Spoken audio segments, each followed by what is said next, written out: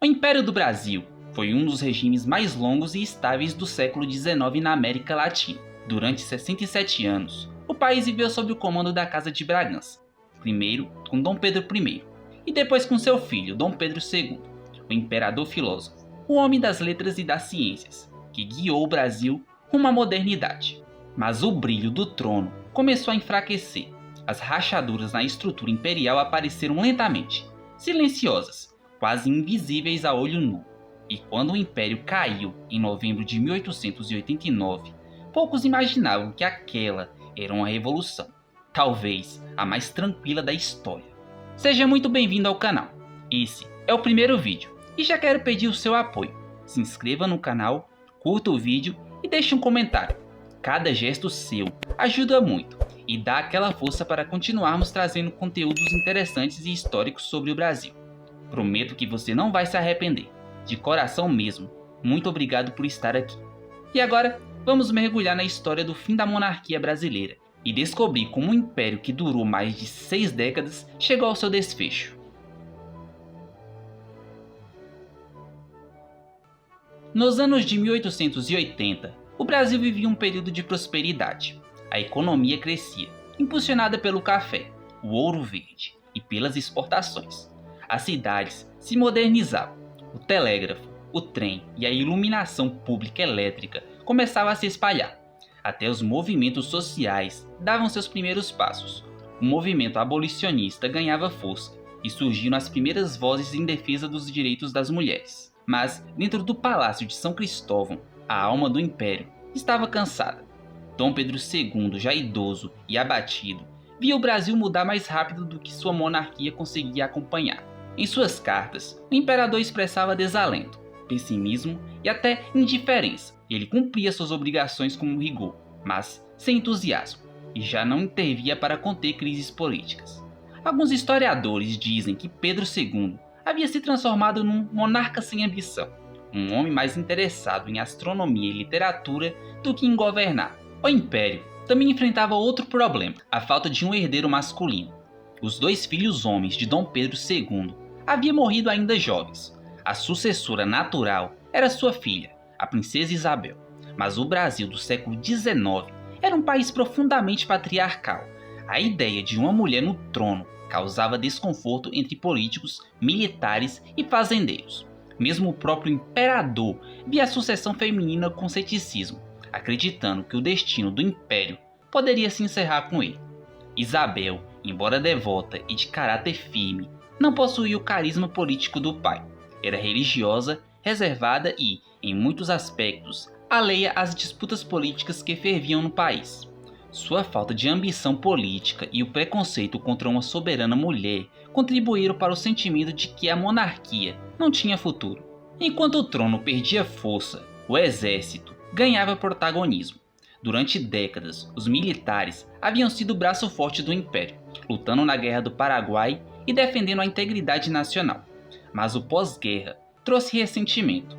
Muitos oficiais sentiram-se esquecidos, sem reconhecimento, sem promoção, sem prestígio. Foi nesse ambiente que começaram a circular novas ideias. O positivismo, filosofia trazida da França por Auguste Comte, que pregava ordem e progresso. Para muitos oficiais, o positivismo se tornou quase uma religião política, apontando a república como o caminho natural do desenvolvimento. Assim, nos quartéis, cresceu o descontentamento. A monarquia, que antes unia, agora dividia, e o exército, que deveria ser seu guardião, tornava-se o seu maior risco. Em 13 de maio de 1888, um acontecimento mudou o rumo da história: a assinatura da Lei Áurea.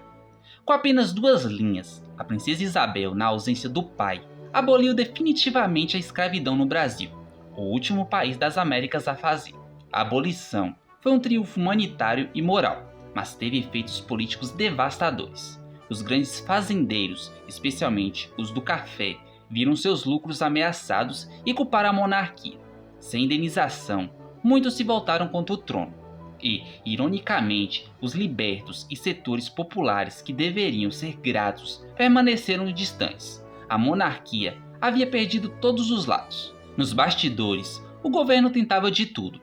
concedia empréstimos e distribuía títulos e favores políticos na esperança de recuperar o apoio das elites. Chegou até tentar reorganizar a Guarda Nacional, como contrapeso ao exército rebelde. Essas medidas foram vistas pelos republicanos como um sinal de desespero.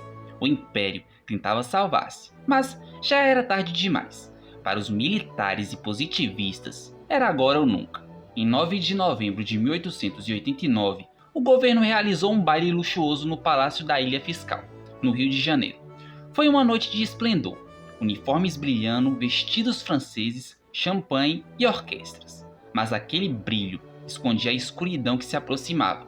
6 dias depois, o Império deixaria de existir. Por isso, o baile da Ilha Fiscal ficou marcado como o último suspiro da monarquia brasileira, a festa de despedida de um mundo que já não existia. Na manhã de 15 de novembro de 1889, o Marechal Deodoro da Fonseca, apoiado por oficiais republicanos e civis, saiu às ruas do Rio de Janeiro.